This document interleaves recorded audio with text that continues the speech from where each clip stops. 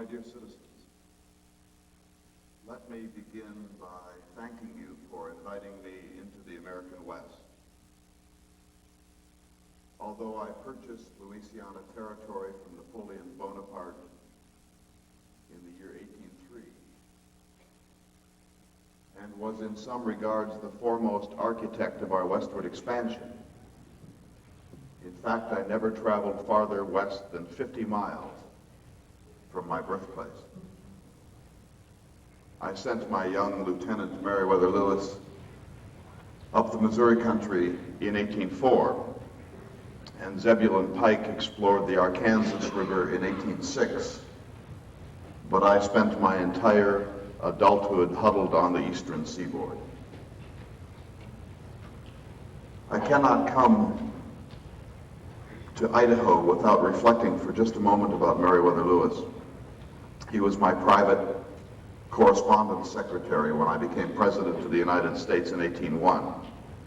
We lived virtually alone together in the new president's mansion, the White House, between 1801 and 1803. Then he went off into the West for his 2 1/4 year expedition along with his friend William Clark. He spent 3 winters in the West, one near the mouth of the Missouri River in Illinois, a second at the Grand Bend of the Missouri in what is now North Dakota, and a third winter not so far from here on the Pacific estuary of the Columbia River between November of 1805 and March of 1806. Just about this time, in 1806, Mr. Lewis and his company of about 40 men and 1 woman began their journey back to the United States. Both going west in 1805 and coming back to the United States in 1806, Mr. Lewis and his Corps of Discovery were foundered in the Bitterroot Mountains, and they might have perished from lack of food and lack of adequate shelter had it not been for the generosity of the local Indians, the Nez Perce. Of all of the Indians that Mr. Lewis encountered during his expedition, the ones that he most prized for their civility and their generosity were the Nez Perce. He also greatly admired the Flatheads. You probably know that Mr. Lewis died tragically on the night of 11 October 1809, just 3 years after the success of his expedition. He died almost certainly of suicide near a dilapidated tavern in Tennessee. It was a great loss to me. It was an even greater loss to the Enlightenment and to science. He was a troubled man, but what he discovered here in the American West was extraordinarily important. I considered his expedition to be the greatest in the history of the world. Mr. Lewis discovered 24 Indian tribes that had never been cataloged by science, 178 plant species, and 122 animal species that had never been encountered by civilized man before. Unfortunately, he died without having published a single page of his expected narrative, and the enlightened world was without that scientific data for almost 100 years. Mr. Lewis reports in his journals that during the 4 months that he spent at Fort Clatsop, near what is now Astoria, on the Columbia estuary, that during that 4-month period the sun shone only 6 times, and it failed to rain on only 12 days of that period.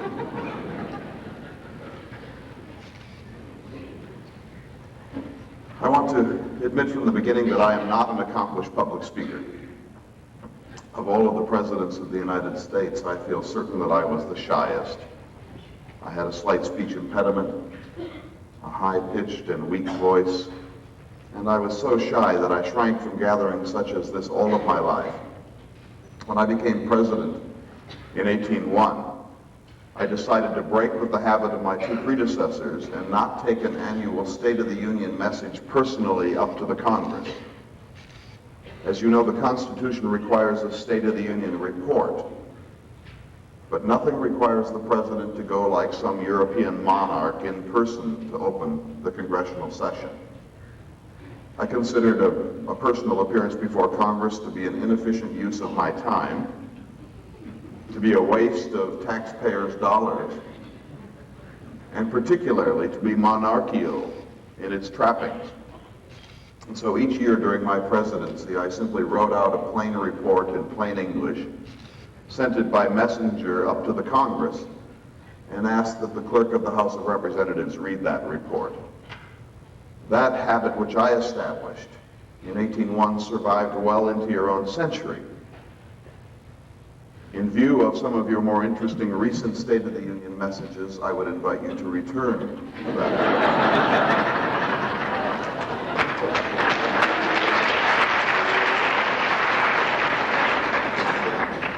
There does seem to me to have been an interesting historical reversal. In my time, I wrote my own State of the Union message and somebody else read it.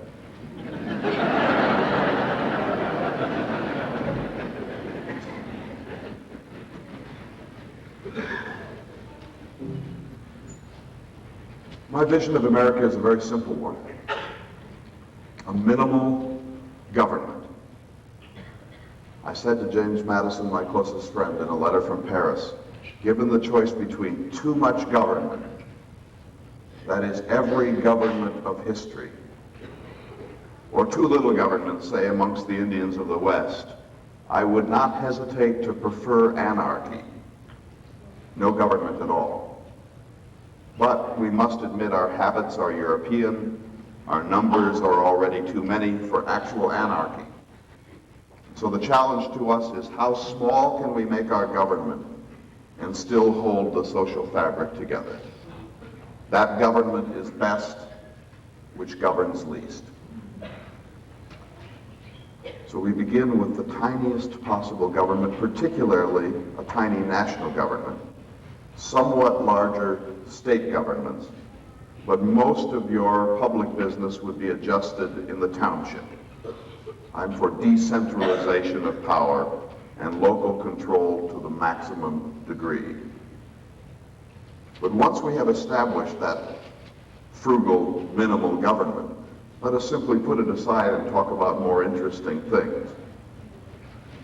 Next, we need an economy, a way of subsisting and exchanging goods and services.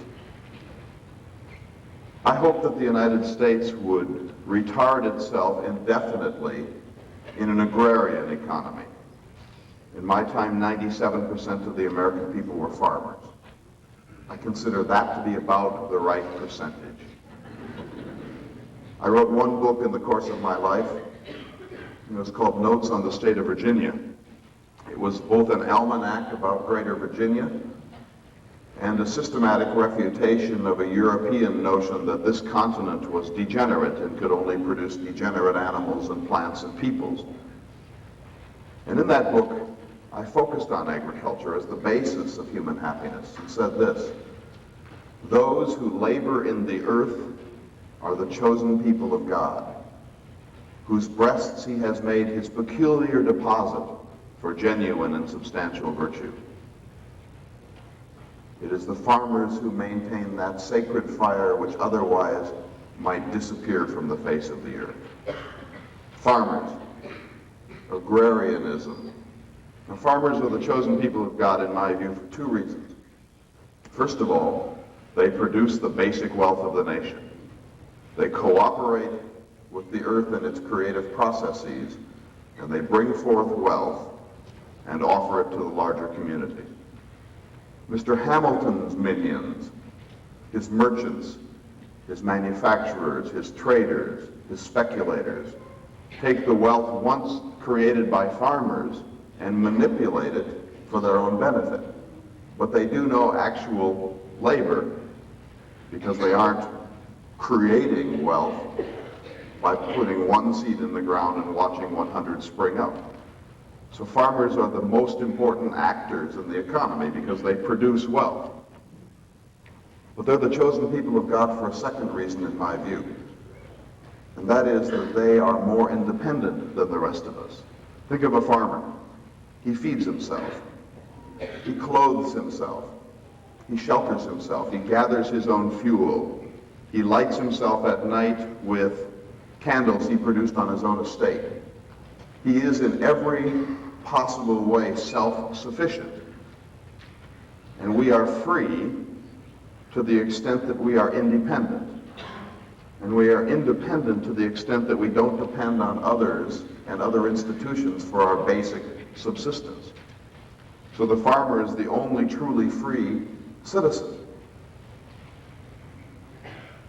The ideal American, in my view, is a farmer who works hard by day and at night reads Homer in the original Greek.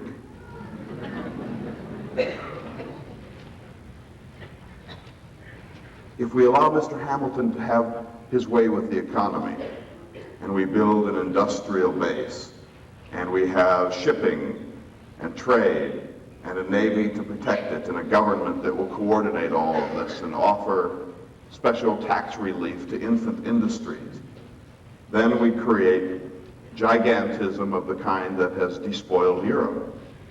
Much better that we maintain ourselves in our pastoral phase and send raw commodities to Europe in exchange for her finished goods. A pastoral nation with a very tiny government. And then the rest begins. We need absolute freedom of religion. The state has no authority under any circumstances to enter the life of your conscience. We need virtually absolute freedom of expression. We need trial by jury and due process and so on. We need to be protected in our basic rights against the rise of government. And then the final and most important element of American happiness begins, and that is the individual pursuit of virtue and happiness in a way that you define. For me, it was this: correspondence with absent friends. I wrote 22,000 letters in the course of my life. Conversation, the arts of conversation, exchange of ideas with one's immediate friends and family. Gardening. I said, but though an old man, I am but a young gardener. The garden at Monticello was 3 football fields in length. We fed a small village of 200 people with the produce of our garden, and we grew more than 200 varieties of vegetable there. I had extensive orchards, more than 30 varieties of peach tree alone. Anyone who has gardened knows its joys. The word humble comes from a Latin base meaning earth-centered. When we are gardening, we can't be anything but humble and connected to nature and nature's laws. Love. I was in love 3 times in my life. Once youthfully, when I was at the College of William and Mary as a 17-year-old. I met a young woman named Rebecca Burwell, and I thought helplessly in love with her. And I wrote a long series of letters to my old friend John Page about her. I was afraid to speak of her in her own name for fear that one of my letters would be opened. So we invented a code name for Rebecca Burwell. We called her Belinda. But then I worried that perhaps Belinda would be recognized. So I invented other possibilities. For example, Adnaleb. That's Belinda spelled backwards. Or Campana in Dei, the Latin, meaning bell in day. And finally, after months of adolescent yearning for this woman, I decided to propose in the Apollo Room at the Raleigh Tavern in Williamsburg. And I spent weeks preparing my speech. When I finally came in a pause in a dance next to her, I began, and I was so overcome and so inadequate to this crisis that I mumbled out a few incoherent sentences. And it wasn't even clear that she knew that I was proposing at all.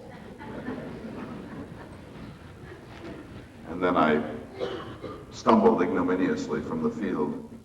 And she married another 6 weeks later, which was a great blow to me. I swore off women and decided that a bachelor's state is the finest one. But then a few years later, I met my wife, Martha Wales Skelton. She was a widow. She had been married to a college classmate of mine.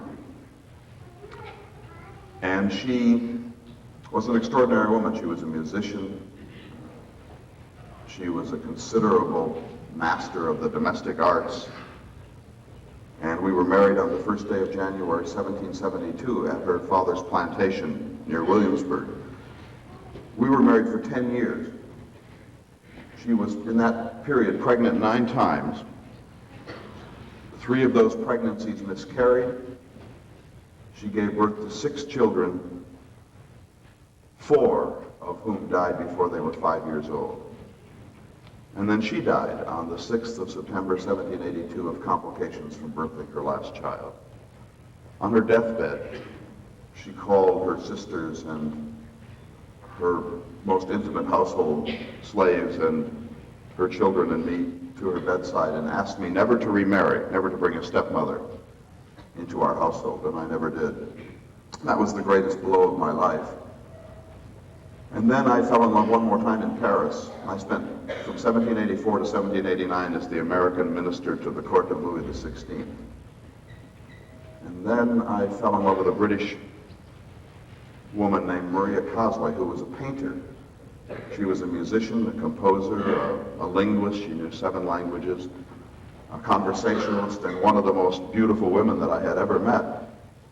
And we had an extraordinary 18th century romance. And I might have married her and broken my vow, but for 2 things. First of all, she was a Catholic, and I, as a free thinker, could not honestly commit myself to someone who believed in the Trinity. And secondly, she was already married.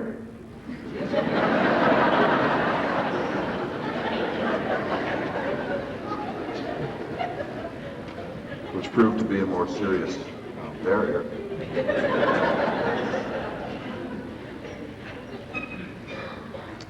And when she went back to Britain with her husband, who was a little simian man, I wrote a famous letter called My Head and My Heart, in which I tried to balance my rational side, the calculating side, which says don't fall in love with someone that you can't have, and my emotive side, which says you must follow the dictates of the heart wherever they lead. And the debate ends inconclusively. You can examine it in any edition of my works. But for the rest of my life, the point is, I never fell in love again, and I never let the heart dictate. I always thereafter lived in the head. I served in every public office, I suppose, that it was possible to hold. I was the vice president for John Adams, the Secretary of State for George Washington. I was a congressman. I was the governor of Virginia during the darkest period of the war. I was twice the president of the United States, and I was the ambassador to France, among others. And late in life, when I was safely retired to Monticello and pursuing my favorite hobbies of gardening and letter writing, I struck up my old correspondence again with John Adams. And Adams, after several years of warming up to each other, wrote me one of the most interesting letters that I ever received. He said, Mr. Jefferson, this may seem whimsical, but I want to ask you if you would live your life over again. And I thought about this for some time and wrote back and said, yes, I'm an optimist. I believe life is good, and we are given more reasons for joy than for grief. I always put hope ahead of me and fear behind me. My motto is take things always by their smooth handle. I've said how many pains have cost us those evils which have never come about. And so I'm a determined, almost a willful optimist, and I like life. Indeed, I would live life over again as many times as it was offered to me, with this condition. I would never relive from age 1 to 25. No rational being would do that. And I would not choose to live after my body began to show signs of debility, when my organs and systems began to break down. But from 20 or 25 to 75, I would live as many times as it was possible to do so. Particularly because I believe that we are a progressive being, and that each generation has an opportunity to improve upon the science and the natural law and the rights and the education of the last. I believe that man is a perfectible creature up to a certain degree. Moreover, I believe that man is good, not evil. But then I got to a more serious moment, and that's what I want to close my formal remarks with and then take your question. I said to John Adams, I have this question for you, my friend. I can accept all that is offered to humanity in life cheerfully. But I ask you this, what is the use of grief? I have known every species of loss that it is possible for a human to know. My father when I was 14. My beloved older sister Jane when she was 24. My mother in the spring of 1776. My wife Martha at the age of 33. 4 of my 6 children.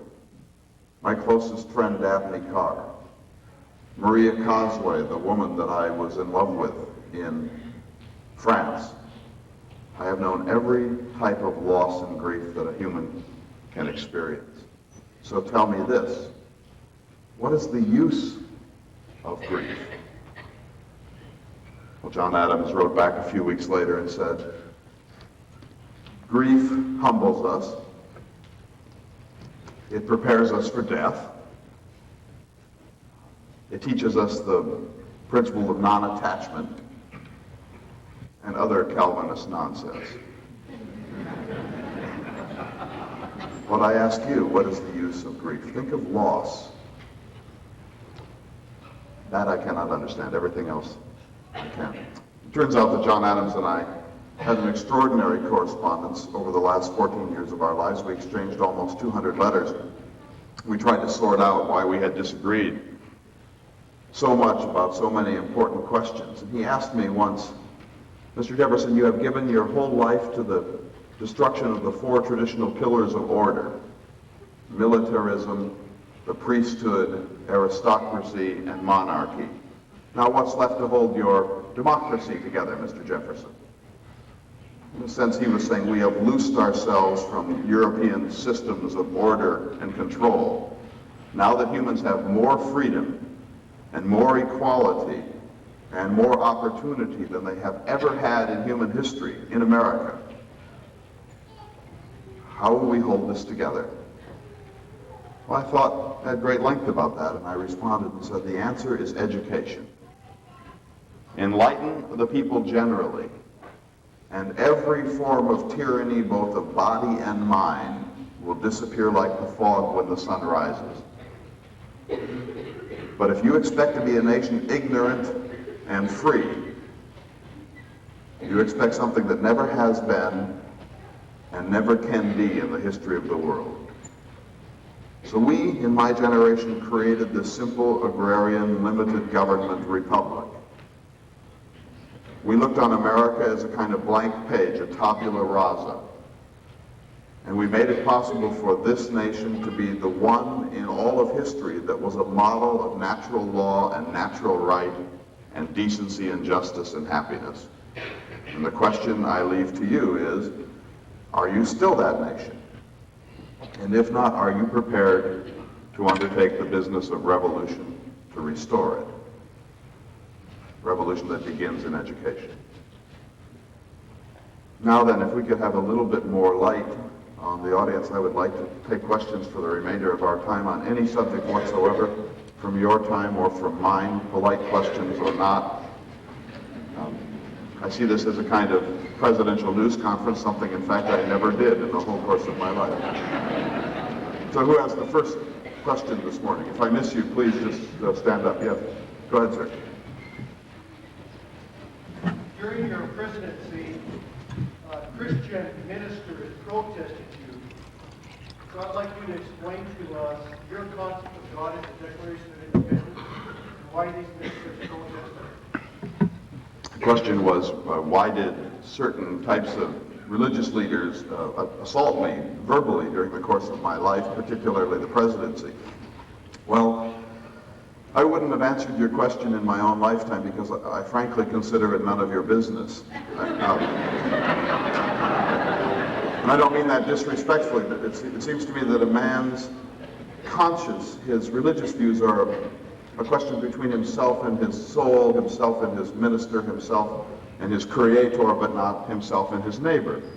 And I think that if we create a neutral environment in which you are free to be a Mohammedan or a Jew or an atheist or a Quaker, that's the ideal. When I wrote the Virginia Statute for Religious Liberty in 1777, I disestablished the official church of Virginia, the Anglican Church, and I moreover said that your mind is utterly free and uncoercible. The state can force you to attend Methodist services, but it can never make you agree mentally to the dictates of Methodism. So the state has no right to enter this arena. This is one of the rights that you do not entrust to government when you form a society. So the state has no right to intrude at any level. It cannot tax you for religious purposes, not even generally. It cannot force you to attend services. It can't make you undertake a test oath before serving in office. It can't require any religious observance or attitude from any citizen in a free society, in my view. That bill, the Virginia Statute for Religious Liberty, was the hardest struggle of my legislative life. Thanks to James Madison, it eventually passed in 1786, and it became a model for the world of what a free society's tolerance would look like. Well, then when I was standing for the presidency in the year 1800, the New England Calvinists, the Congregationalists and the Presbyterians, assaulted me with every form of vituperation and calumny and abuse known to man. For example, the president of Yale College told his congregation that he could not urge them to vote for president for a man who did not believe in the literal truth of the flood of Noah. Widows in Delaware were advised by some of their ministers to bury their Bibles in the garden for fear that I would confiscate them. One of the arch-federalists predicted that if I were elected, there would be a French-style reign of terror. He said, if Mr. Jefferson is elected, there will be dwellings in flames, female chastity violated, hoary heads bathed in blood, and children writhing on the pike. I was called atheist, even antichrist in some circles. I never took this bait. I never divulged my own religious views. When I was asked point blank from time to time, I said, say nothing of my religion, or if you must say something, say I'm an apiarian. Like a bee, I flit from one religion to the next and suck out all the honey of each. Late in life, I was a Unitarian, more or less. In 1824, I wrote a letter saying, within 50 years, I hope every young American will be a Unitarian. Unitarian is one who believes that there is a supreme being. Well, that's approximately the end of his belief. I was a deist. A deist is one who believes that the world is so orderly and so beautiful, so perfect in its Newtonian mechanics, that there must have been a creator. Where there is a fabric, there must be a fabricator. Where there is creation, there must be a creator. And so I believe that the creator, God if you like, was a kind of celestial clockmaker who has built a perfect Newtonian mechanism of a universe and wound it up. And now this supreme being stands by and watches this clock slowly unwinding through the course of history. But this creator, in my view, and frankly, does not plant his seed in the womb of a virgin, does not suspend Mr. Newton's laws of gravitation at will, does not resurrect human bodies after their dissolution, does not emplace himself by way of the Trinity, 1 is 3 and 3 is 1, and did not author through human hands a sacred text, the Bible. So I do not believe the Bible is an inspired text. I do not believe in the divinity of Jesus. I don't believe in the atonement. I certainly don't believe in original sin. And I doubt an afterlife. I said once to Abigail Adams, my old friend, we can't know whether there's an afterlife. If there is one, madam, you and I shall walk up and down the plains of heaven looking down on the Hamiltonians below. So these were my views. I'm no friend to organized Christianity. I said once, let's gather all of the evangelical and charismatic religious leaders of this country into one public square for a week of debate about Bible interpretation, dogma, doctrine, liturgy, ritual, in the hopes that they will mutually exhaust each other and disappear forever. These are private views, not meant for public consumption. When I was president, I received not a letter of criticism, but a letter of congratulation from the Baptists of Danbury, Connecticut, because they knew that I believed in tolerance, which enabled them to get a foothold in America. And I wrote back a letter to them saying, my understanding of the First Amendment is that it erects a wall of separation between church and state. That phrase, wall of separation between church and state, is mine. And then in my second term, I received a request by a religious organization for me to name a national day of Thanksgiving, effectively your Thanksgiving holiday. And I said, no. The national government delivers the mail. The national government protects our coasts and harbors. It does not establish religious occasions. If you wish religious festivals, you are free to incorporate them privately. But the government must not breach that wall of separation. So that, in a nutshell, is my view. Yes? I have 3 questions. Number one, you were plants. So do you believe that people should learn a language in order to communicate with others who do not speak English? Number 2, did you read Jean-Jacques Rousseau? And what do you think about the place of women in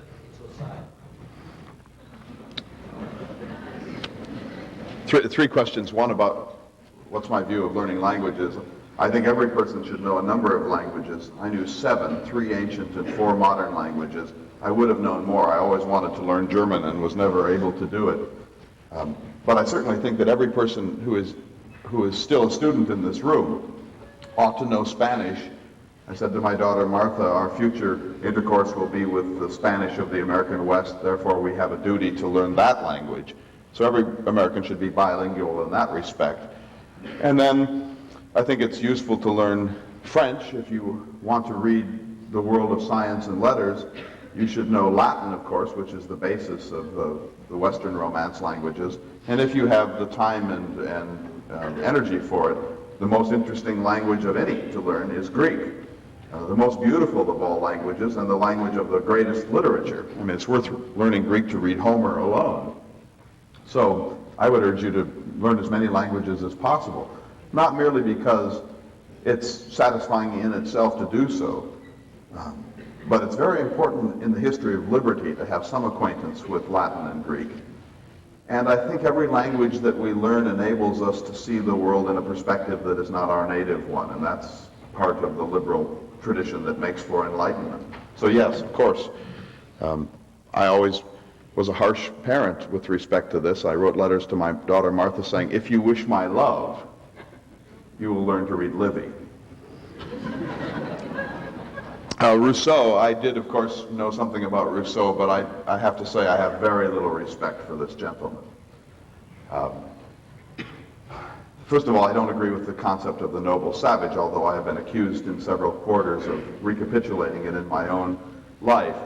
But I think Rousseau, like so many other Europeans, was writing about people in a state of nature without ever actually having witnessed that state. We saw Indians in a state of nature or a near state of nature in this country, and the results weren't what Rousseau thought. 2 things come to mind immediately. I'll try to keep them very brief. First of all, Hobbes and other European theorists, unlike Rousseau, argued that in a state of nature, life is nasty, brutish, and short. In other words, we need government to control ourselves from tearing each other's throats out. I disagree. If you look at the Indians of the American continent, their experience in a near state of nature is invariably gregarious and cooperative and happy. So we cannot accept those gloomy Hobbesian, Hamiltonian views of life in a state of nature. Rousseau was on the right track in that, but he had no actual observations to work from. And secondly, and more importantly, when Indians leave a state of nature and enter polity or culture, they invariably undertake democracy or republic. European theorists like Robert Filmer, who wrote Patriarchia, argued that the natural state of government is a strong father figure, a king, a priest, etc. Wrong. The natural state, as Indians show again and again when they create states, is democracy, republic. So that gave us confidence in our own pursuit of these self-governing goals for white Americans. But this did not come from Rousseau, who frankly I felt was a sensationalist and a self-indulgent man. And then finally, women. This is a long and interesting subject. Let me just say that politically speaking, in terms of voting and holding public office, the tender breasts of ladies were not formed for political convulsion.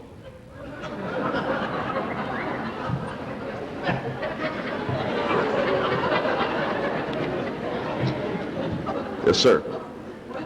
Jefferson, you speak so highly of education. How do you feel about education as it stands in America today? And if there's any problems with it, what would you suggest to solve those problems? What's my view of education in your time, and how would I solve the problems of your educational system? Well, let me say very emphatically, the earth belongs to the living and not to the dead. I don't believe the dead have any right to impose their views upon the unborn. I even suggested to Mr. Madison that we tear up the Constitution every 19 years so that one generation didn't lord it over the next. So I don't want to come back as an antediluvian and try to sort out your late 20th century problems as if I had wisdom. I don't. Your experience is worth a century of book reading.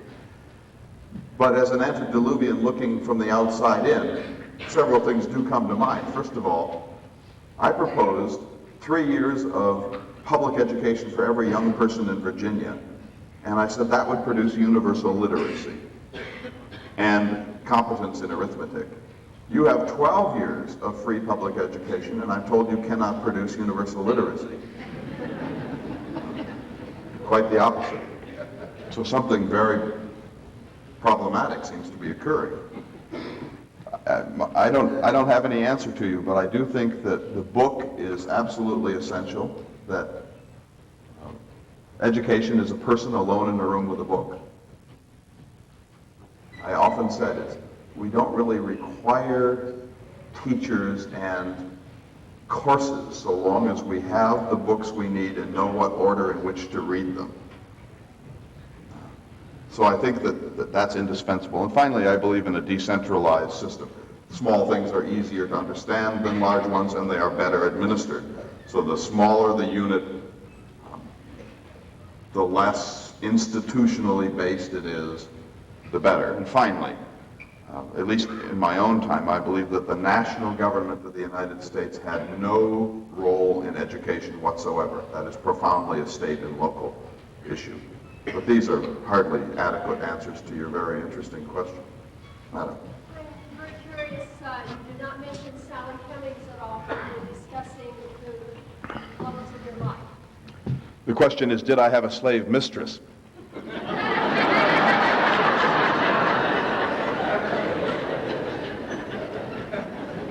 Well, madam, had this been my own time, you would have ended our time together, because that certainly is none of your business.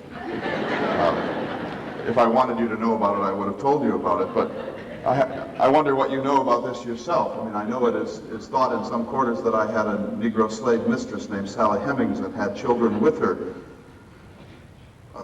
All I can say is that this scandal broke in 1802 when I was serving my first term as president, and I never in the whole course of my life responded to it. It was cooked up by a journalist named James Callagher, a drunkard, a man who had vilified every major political figure in the United States, including George Washington, a man who never visited Monticello, a man who drowned a few months later in 3 feet of water in the James River at Richmond. a man of no character. So what can I say about this? The only sexual scandal that I admitted to, now you ask, is that when I was a very young man, I attempted to seduce a neighbor's wife. She was fortunately a woman of good sense, and she repulsed my awkward seduction, and that was the end of that. But I did admit that in a semi-public letter in 1805, and I said, this is the only one of the charges ever leveled against me that has any basis in truth. So we may have to disagree. I hope we can disagree as rational friends, but I would urge you to do the Jeffersonian thing. There's now a distinguished and growing literature about this question.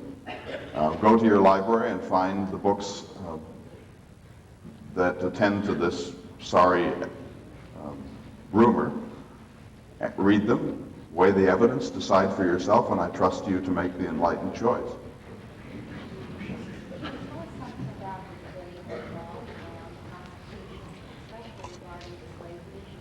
What about the debate at the Constitutional Convention regarding the slavery issue? I was not there. I was in Paris serving as the American minister to the court of Louis XVI. I was, in fact, during the time that the Constitution was written, in Bordeaux on a tour of the wine districts of France. So I cannot give you any adequate answer to your question, but I know that there was a long and rancorous debate about slavery at the Constitutional Convention. And the compromises that came out of it were unhappy ones. The 3/5 clause, for example.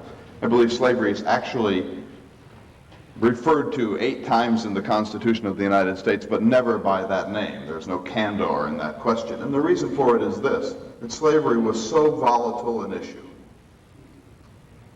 that there was no resolution of it that would allow us to have a union. That if either the North, with its abolitionist proponents, had tried absolutely to prevail, or the South, with its hands-off, leave us alone to our own solution of this problem attitude, had been absolutist, there could have been no Constitution at all.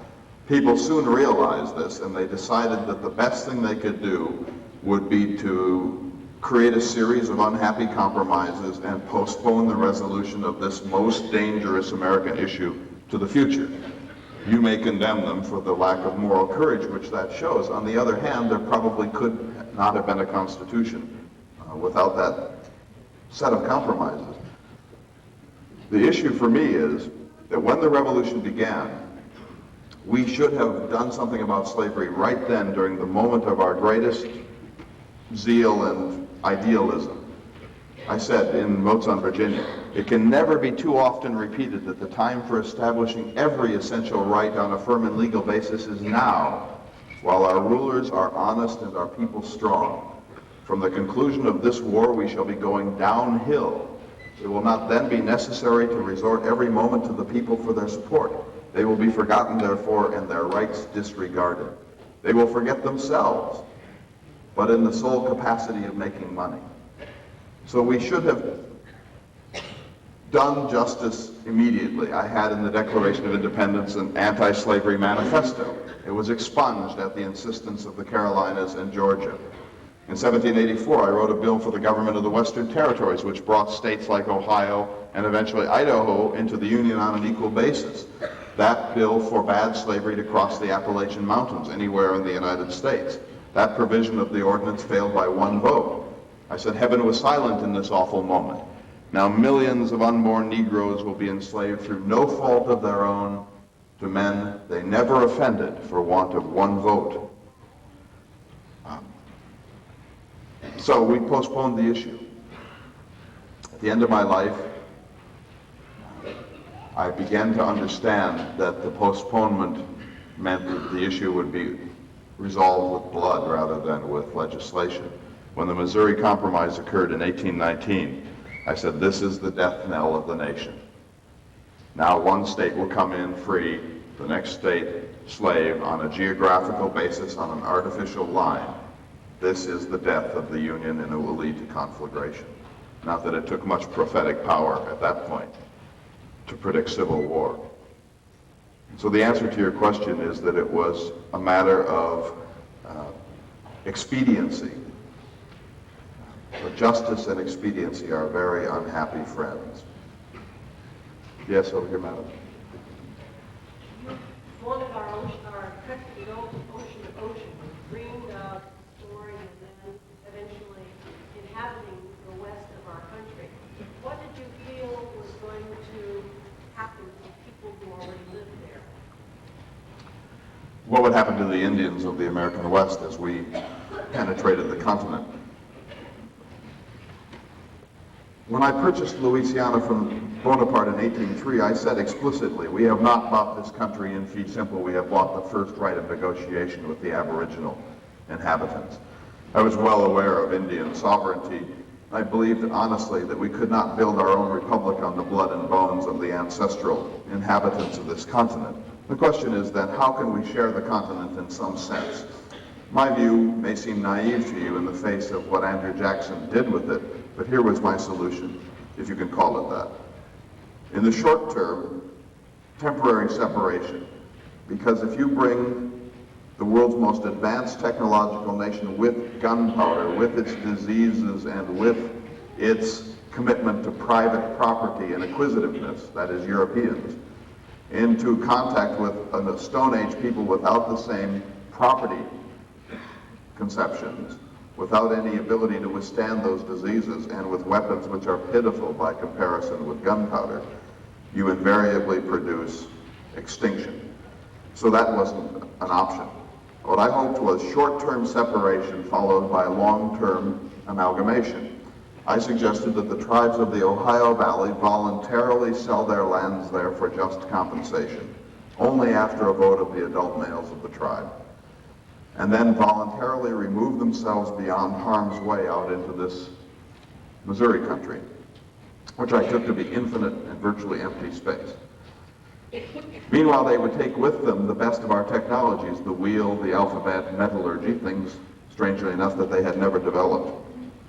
We, meanwhile, as I said in the beginning, would retard ourselves in our pastoral phase. And when we finally reached the Mississippi and Missouri rivers after 900 or 1,000 years of careful Western development, we would meet the Indians and join hands with them in something like equality. And then we would intermarry and intermingle to produce an amalgamated American race, partly Indian and partly European. That was my vision. I don't know what else one could do. There's a problem inherent in this because even if we had been a dictatorship, we could not have patrolled our 2,000-mile western border effectively. Now take dictatorship out of the equation and let us talk about self-government. We trust you to govern yourself. What happens if you choose not to? So this was a virtually inevitable tragedy, but I think good sense, good faith, and self-restraint could have prevented the worst of it from occurring. Yes, sir, you can. Tell us a little bit about that painful childhood of yours. Secondly, what motivated you to become the well-known that you are? And what do you see today that most espouses your views? Was my childhood painful? No, my childhood, until the death of my father, was extraordinarily happy. For one thing, I grew up in relatively wealthy circumstances, and my parents were interested in my being well educated, and so I had a chance to be classically educated from a very young age in Latin and Greek and French and so on. So I cannot complain about my childhood whatsoever, but my father's death when I was 14 was a significant blow to me because for several reasons, one of which was that by the laws of primogeniture I suddenly became virtually an instant adult. So I won't say much further about that. What made me a well-rounded being? Well, my father's last request was that I be classically educated. He had a large library for the time of some 40 volumes, and I had read those by the time I was 5 or 6 years old. And then I gained what I called a canine appetite for reading. I was always enamored of Lord Bacon's statement when he said he took all knowledge to be his province. I was interested in virtually everything: architecture, wine, paleontology, archaeology, library classification, zoology. Virtually every science known to the 18th century fascinated me, with the exception of geology, which I said is mere scratchings in the earth. So that was what led me to this, and part of it was the times that I lived in. This was the Enlightenment, and the Enlightenment had this extraordinary notion that all knowledge could be digested into a series of 40 or 50 volumes, the encyclopedia. That you could take everything worth knowing and put it into a set of books that could sit on a shelf. And then we actually hoped that there would be a second digestion, a second distillation, in which all of those books would be digested into a single volume. And then using the analogy of Newton's law of gravitation, and think of it, Newton's law of gravitation governs every phenomenon in the universe from the moons of Jupiter to the coin in your pocket. Everything governed by one breathtakingly simple little equation. We hoped, in some regards, that all knowledge eventually could be digested until it could appear on a page. So that gave us enormous intellectual confidence that this is an understandable world, and humans using reason as their only oracle can sort it out, and that the bogeys of life, the superstitions, the mysteries, the things that have plagued mankind, once the clear light of enlightenment reason shines on them, most of those bogeys will simply disappear, and we can get on with the business of making 2 blades of grass grow where one did previously, reducing the amount of labor that it takes to churn butter, making life a little bit safer and a little bit simpler and a little bit better educated for most citizens. And that's the goal of the Enlightenment. And it gave us all confidence, and thanks to my father's wish, I imbibed it in full. Yes? Okay, you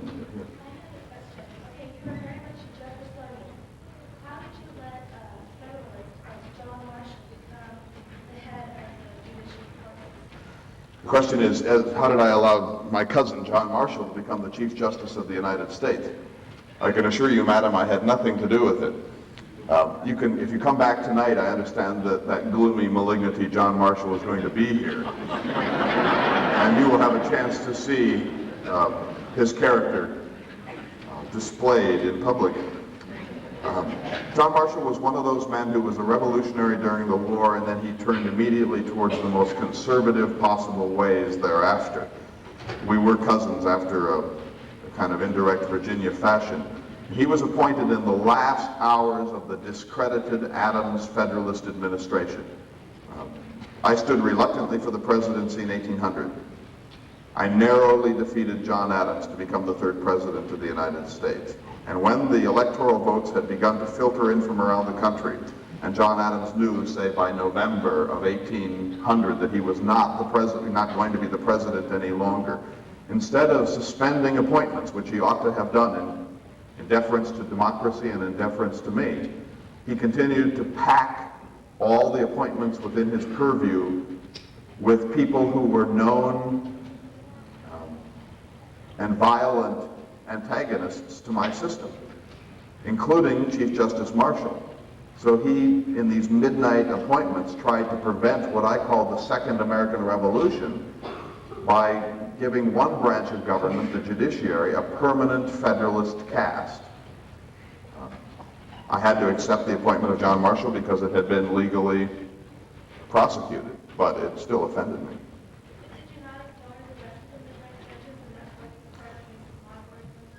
No, I didn't ignore the rest of the midnight judges, but I said to Mr. Madison, my Secretary of State, you can't imagine the lack of dignity and the disarray of the last hours of the Adams administration. He was signing commissions on the last day in office, including into the evening.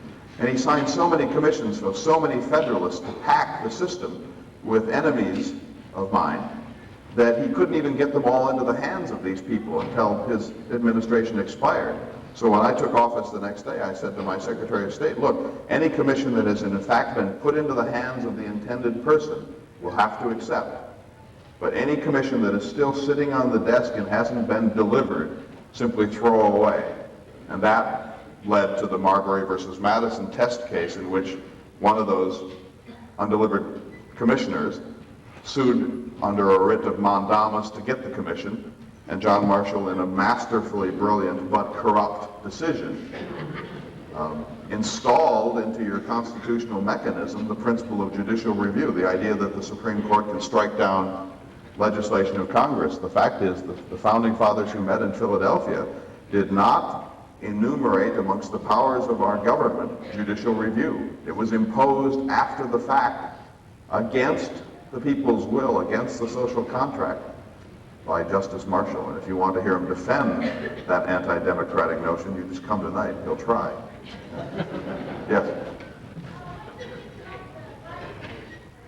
I'm sorry, I couldn't hear you. What did you think about the Boston Tea Party? The Boston Tea Party, well, I wasn't there. And I thought it was an ingenious act of terrorism because no one was hurt and we made our point. But I was a little sorry to see that the terrorists dressed up like Indians. I felt there's a certain candor required in terrorism. If you want to go dump tea into the ocean, you should go in your own person and take the consequences. Yes. How do you feel about the way you run our election campaigns now? How do I feel about the way you run your election campaigns? Well, let me refer to a letter that I wrote to John Adams. We were talking about pseudo versus natural aristocrats, and I said, in a sense, you could say that the great government is the one that finds the most effective, most efficient way of drawing its most virtuous and intelligent and creative and just beings into higher office. Is that enough? Yes? Would you change the Constitution to better serve society today, and how do you feel about the assault weapon ban? Two questions. One on the assault weapon ban. Again, the earth belongs to the living, not the dead. I don't know what Mr. Madison intended by the Second Amendment, but I would say this. A fundamental right is the right to revolution. Government must never have a monopoly on the uses of force. You have a right to keep and bear arms, in my opinion, of any variety, because you need to have the power to bring down your government when it becomes necessary. That can't be done with pitchforks. So I would urge you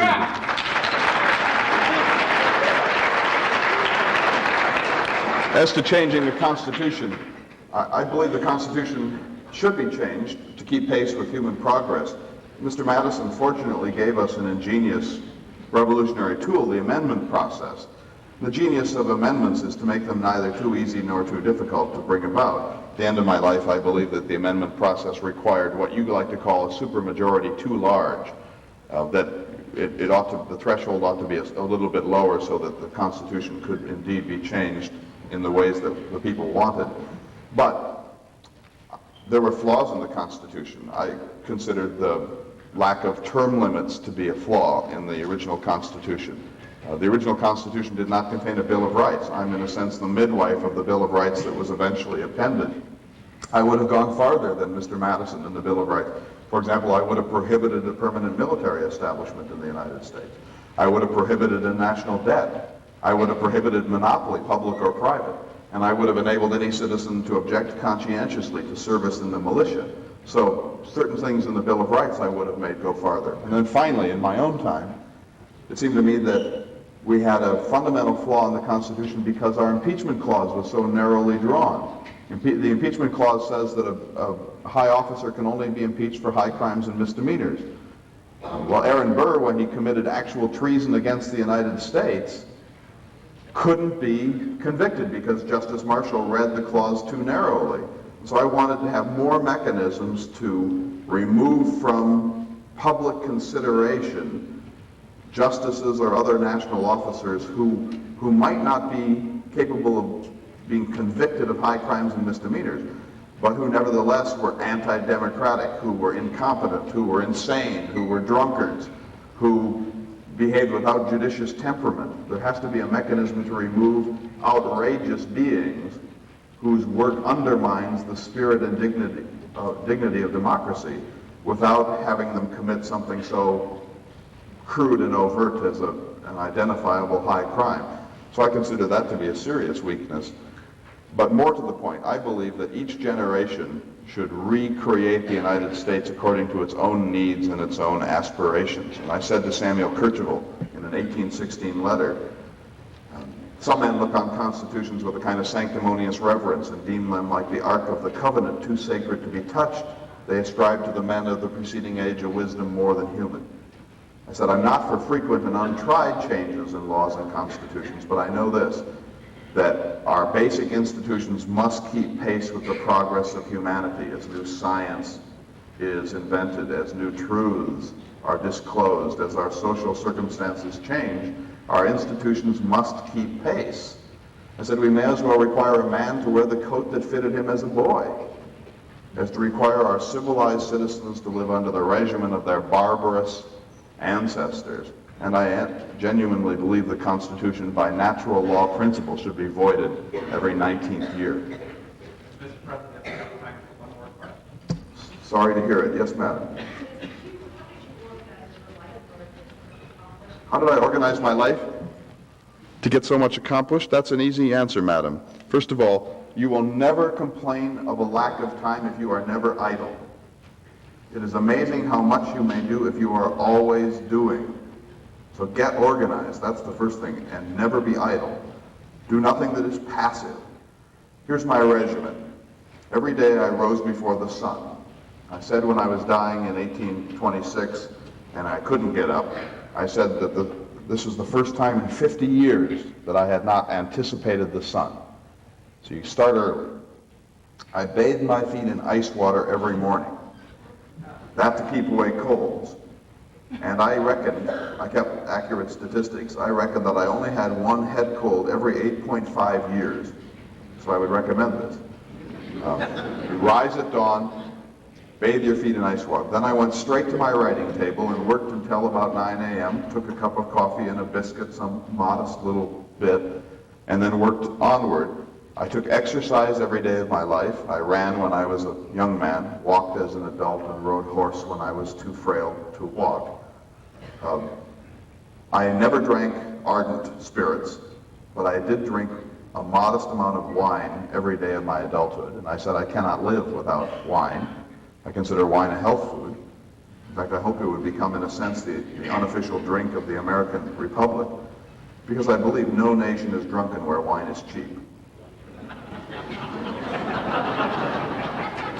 I never ate huge quantities of food. One of my own 10 commandments, my secular list of commandments, was no man ever regretted having eaten too little. And then I ate as much in the vegetable line as possible and as little meat as possible. I wasn't strictly a vegetarian, but I said, let meat serve as sauce to my vegetables and not the other way around. Okay, so that's regimen. You want to be healthy, you want exercise every day, you want to rise at dawn, and you want to not overcharge your organs of concoction with too much food and the wrong kind of food. And liquor of any strong variety will enervate the soul. And that's to maintain health and long life. Now, what do you do with all of that time?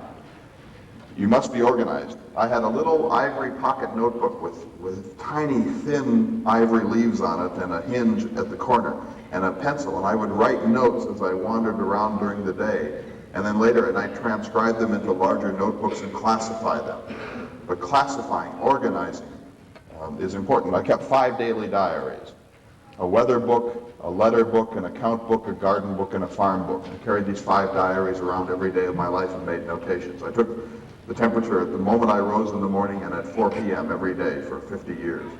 So being organized, knowing where things are, this all matters. And I have to say, and I don't mean this to be in any way amusing, it does not hurt to have 200 slaves taking care of your subsistence. I was an enormously privileged man.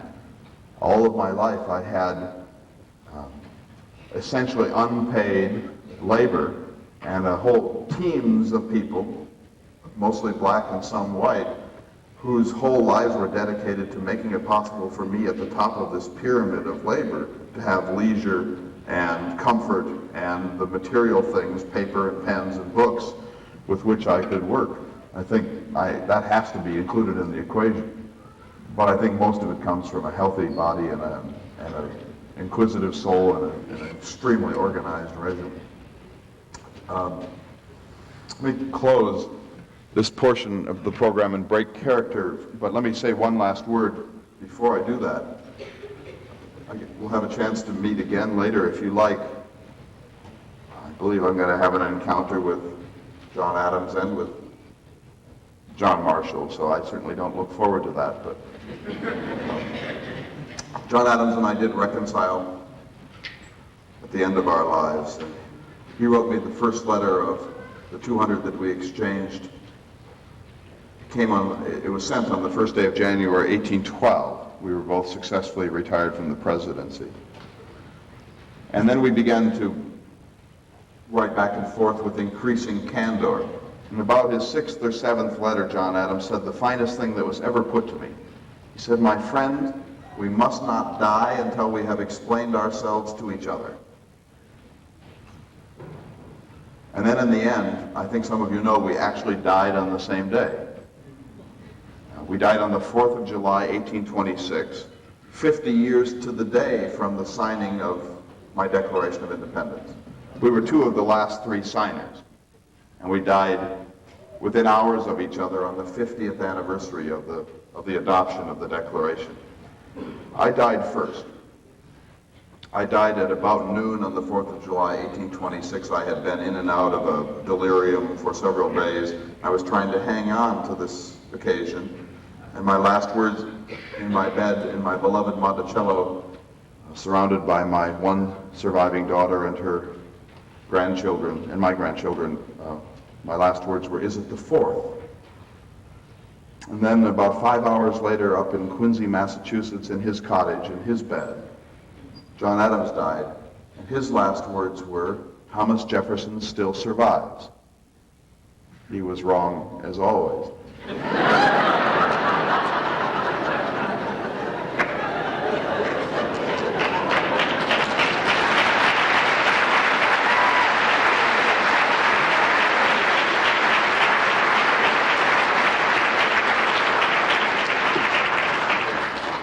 There was more to it than that, but as a historically unfunny man, I'll just leave it there. Normally at this point I would take off my wig and introduce myself as a scholar. I won't do that because there are several other activities which require me to remain Thomas Jefferson. But let me just say a few words as a scholar. First of all, I don't agree with everything that I've been saying here for the last hour, but the idea is to present it as accurately as possible, to let Jefferson be Jefferson and not intrude my own opinions. And I hope you notice that I tried to duck the questions asking me to simply opinionate about your world, because we don't know what Jefferson would think. But surely he would be disappointed with our educational system. How could he not? And yet, I know teachers in this room who are amongst the most dedicated people in America and who are brilliant teachers. So where does it go wrong? I mean, in a sense, I don't think that it's education. I think that it's something more Jeffersonian. I think Jefferson would say, if he were actually here, look, if you crowd most Americans into cities and make them absolutely addicted on automobiles and television and processed food, where they grow nothing that they eat, their transport is all provided from somewhere else, they have no idea where their light comes from, where their natural gas comes from.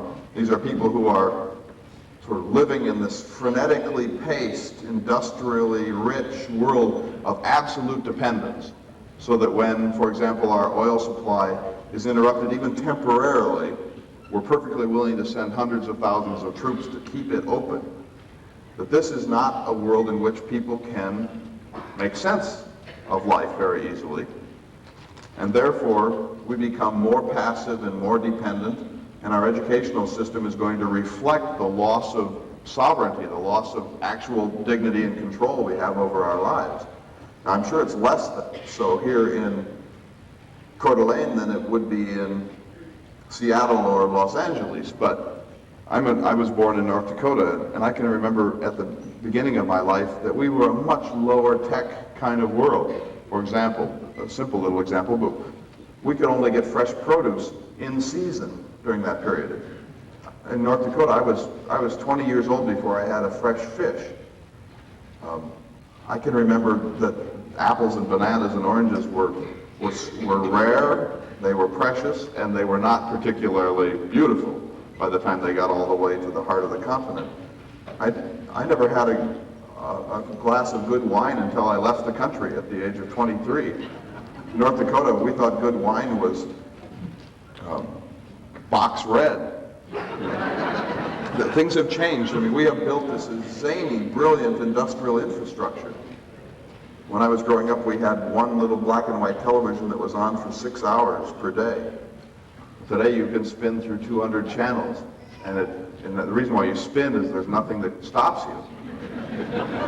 So that the pace, the way we have organized our world, some of it consciously, some of it inadvertently, really keeps us from having a lot of dignity in our lives. And I think, for example, I know my friends in the audience who are teachers would say, if we would cut the cords off our television sets, you'd be surprised at how much literacy might come out of it.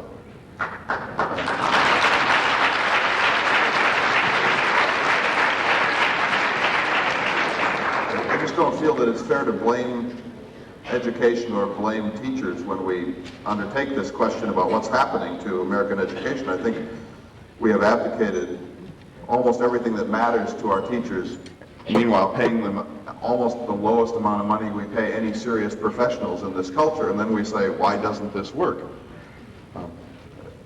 I think the answer is simple. As to Sally Hemings, I don't know what to say about that, except that we honestly don't know whether Jefferson had a slave mistress. Probably he did. He may not have. The evidence is very difficult to ascertain. The evidence is limited and it's highly contested.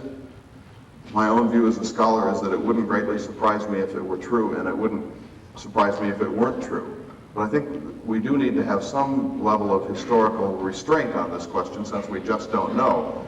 Now you see that, virtually everyone believes that Jefferson had a slave mistress, thanks to a book written in 1974 and a film produced in 1994. I think that's probably not very good use of history, but people are interested in it, and my answer is I just don't know. Does anyone have a question for me as a scholar that you want wrapped up before we go, or anything you want to say? Yes, here.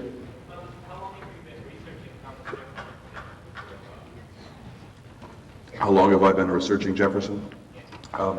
This model that is going to be such an excitement during the course of this week, the Chautauqua model of historical characters appearing. Most of them are scholars this week, a few of them are actors, but the model that I helped to establish in North Dakota began in 1976, and it was for scholars, for people with advanced degrees in the humanities, to portray characters not for theatrical purposes, but to make their ideas clear. And this began, as I said, during the bicentennial of the Revolution, and around 1980 we started doing serious historical characterization. I began researching Jefferson in 1984 or 5, and I've been sort of doing it off and on since. What I find is that there's no end to Jefferson. I'm so glad now that I didn't choose Grover Cleveland. Because imagine Grover Cleveland, it's, 2 weeks and you're done. But here's Jefferson. There's simply no end to what Jefferson knew. This very generous question here about how did Jefferson do it? I felt compelled to say that slavery had a role in it, but I'm not actually sure that that's true. Surely Jefferson was one of the most privileged people in American history. On the other hand, most privileged people don't do anything. So here's a man who really was mentally organized. I'd say we would have to call him type A at a minimum. But here was a man who knew exactly how to order things in order to get the most out of it. And let me just close with one example. This isn't from his personal life. In 1784, Jefferson wrote the Northwest Ordinance, the predecessor, the bill for the government of the Western Territories. And he gave us the rectilinear survey grid. So when you fly over America, as I'm sure most of you have had the chance to do, you see Iowa with those perfect patchwork quilt square miles and townships and acreages, and it's really gorgeous. That's Jefferson. He gave us that. He sat at Monticello and he laid out this matrix of order for the entire continent in one moment of supreme legislation. And that little thing that he did, probably one event out of 100 that week, has adjusted every title of property in the history of America, with the exception of Texas, which came in under its own dispensation. But every time you buy a farm or buy a lot, you are, in a sense, bowing to Jefferson's sense of order. Think now, if Jefferson were actually to come back, what he would think of the time zones, for example. Have you ever looked at a time zone chart? That would really bother Jefferson, because he would say, well, if you're going to have time zones, surely they should be absolutely straight. And if you start jogging them around to suit local interests, you're violating natural law, because the sun doesn't jog around. So Jefferson wanted this sense of order, and in a sense it's obsessive, but in another sense it's really enabled us to think about other things. The coins in your pocket, decimal coinage, Jefferson's design. Jefferson wanted to adopt the decimal metric system the way France had done. Jefferson wanted to bring so much order to life that you could do most things automatically, and then that would liberate you to do the real things, like learn Greek, with a great deal more energy. So that's the point. I think someone wanted to say something there. Go ahead. Thank you. On that, Fred Clark's career is out of question. I haven't heard anything about Jefferson's home, and I was wondering if you have been there, and if it was built indeed on the metric system of France rather than the English United States adoption. I don't want to take more than 2 minutes because I know we need to close. The question is, what about Jefferson's home, and was it built on the metric system? It was not. It was built with local materials. All the bricks were baked at Monticello. Most of the materials were produced there, with the exception of certain windows and pieces of hardware that the United States had not yet been able to manufacture. Jefferson's home, if you visit it today, which I've done perhaps a dozen times, including 2 weeks ago, is one of the most extraordinary places in America. And you get a better sense of Jefferson from his home than you do from, say, Washington or from Mount Vernon or other founding fathers from their homes. Jefferson was a slightly zany fellow, and if you go to Monticello, you're constantly being reminded of that. Trick doors, dumb waiters, magic mirrors, doors that open automatically, hidden staircases, optical illusions, and so on. And there are lots of theories about this, but the most interesting is by a man named Page Smith, who recently died. And Smith's view was that Monticello is a kind of visible symbol of Jefferson's personality. It's gorgeous and Palladian and ordered and rational and neoclassical in the facade. And then behind it is kind of a house of tricks and illusions. And that's Jefferson, always throwing up this serene view: all men are created equal. I have sworn upon the altar of God eternal hostility against every form of tyranny. There can be no censorship. He gives you all these wonderful Enlightenment maxims. And then behind the scenes, there was a fair amount of the Machiavel maneuvering for his own political advantage, etc. I'm not sure I buy that in its fullest sense, but I think there's some truth there about Jefferson. The last word I'll say before tonight is that Jefferson is, in a sense, the most important figure in American history, because he's the one who set up the American paradox, gave us these unrealizable ideals. He put them in such gorgeous language that we can't forget them. He wrote maybe the 36 most important words ever written in the modern world. We hold these truths to be self-evident, that all men are created equal, etc. And now we've spent 200 and some years trying to make sense of those words. Each generation has gone back. Elizabeth Cady Stanton read the Declaration of Independence back at Jefferson and said, "What about ladies?" And Abraham Lincoln reread the Declaration of Independence at the Gettysburg Address. And the most beautiful moment of them all was Martin Luther King on the Mall in Washington in 1963 saying, "Jefferson's statement, 'We hold these truths to be self-evident that all men are created equal,' was a promissory note, and we're calling it in. We're finally going to call it in, and we're not waiting any longer." So in a sense, the history of America and of other nations since Jefferson is the history of coming back to those 36 words, trying to make sense of them and trying to squeeze the most amount of human dignity and justice out of them. We've left Jefferson way behind in that process, but I think he would say, exactly, go forward, extend the revolution, and it's not over yet in 1996. Thank you.